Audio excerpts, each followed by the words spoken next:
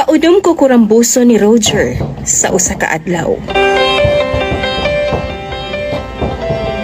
What if maminyo kag walay laing bisyo, kundi ana-ana lang?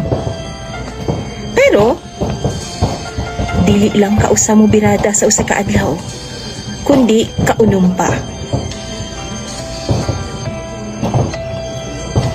Itago ko ninyo sa pangalang Sania, 32 anyos ug taga dinhi lang sa Mati, Davao Oriental.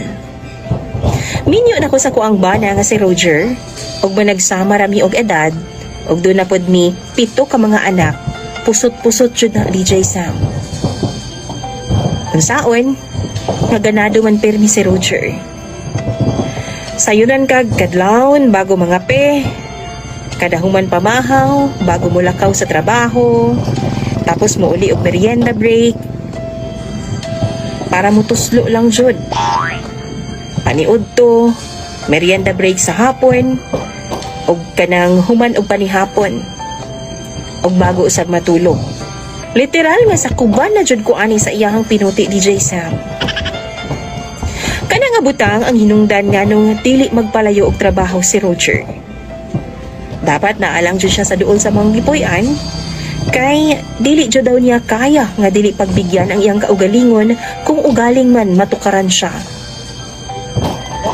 Maglain jud daw ang iyang puson DJ Sam og dili nahimutang. Dili daw siya makatrabaho og tarong. Magdasa jud daw siya. Bisan gani ting period na ako DJ Sam, sukol gihapon siya. Sa CR na lang namo ubuhatan ang tanan aron nga diretsyo na banwas kay messy man jud kaayo kay gireglaman ko. Wa gyud absent sa ana-ana si Roger. Og bisan pag-asa, birahan jud ko ana. Bisan makitulog rami sa laing balay, mangita jud naghigayon nga makabira nako. Ang problema lang nako DJ Sam, kay 7 na kabuok ang among anak.